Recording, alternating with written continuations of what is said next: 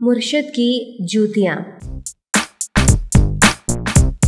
हज़रत ख्वाजा निज़ामुद्दीन औलिया रहमतुल्लाह अलैह बहुत बाकमाल बुजुर्ग थे। आम लोगों से लेकर अमीर, वजीर और बादशाह तक उनकी खिदमत में हाजिर होते थे। ख्वाजा साहब दिल्ली शहर से बाहर गयासपुरा के करीब एक कुटिया में रहते थे और हर वक्त खुदा की इबादत और खुदा के बंदों की खिदमत में मशगूल रहते थे।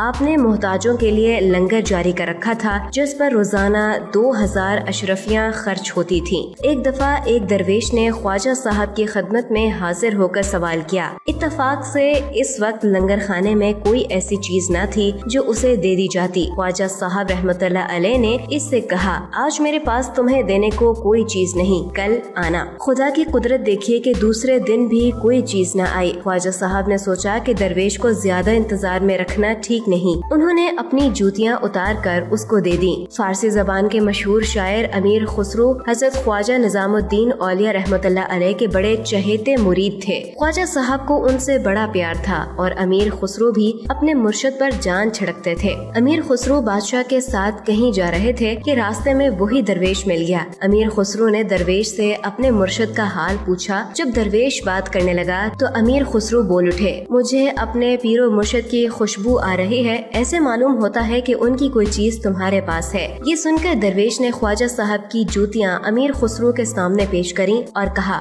ये ख्वाजा साहब ने मुझे दे दी हैं। अमीर खुसरो अपने मुर्शिद की जूतियाँ देखकर बेताब हो गए और दरवेश से कहने लगे, क्या तुम इन्हें फरोख्त करने के लिए तैयार हो? दरवेश वो जूतियाँ फरोख्त करने पर राजी हो गया। उस वक्त अमीर खुसरो के पास 5 लाख रुपए थे, जो बादशाह ने उनकी एक नज्म पर खुश होकर इनाम में दिए थे। अमीर खुसरो ने सारे रुपए दरवेश को दे दिए और जूतियाँ ले ली। अमीर खुसरो ने अपने मुर्शिद की जूतियों को अदब से अपने सर पर रखा और फिर ख्वाजा साहब रहमतुल्लाह अलैह की खिदमत में हाजिर हुए। जूतियाँ उनकी खिदमत में पेश की और अर्ज की, हजूर, इस दरवेश ने 5 लाख रुपए लेकर ही हजूर की जूतियाँ मुझे दे दी। खुदा की कसम, अगर वो उन जूतियों के बदले में मेरी जान भी मांग लेता तो मैं फौरन दे देता। हजरत ख्वाजा निज़ामुद्दीन औलिया अमीर खुसरो की इस सआदतमंदी से बहुत खुश हुए और उन्हें अपने सीने से लगा लिया।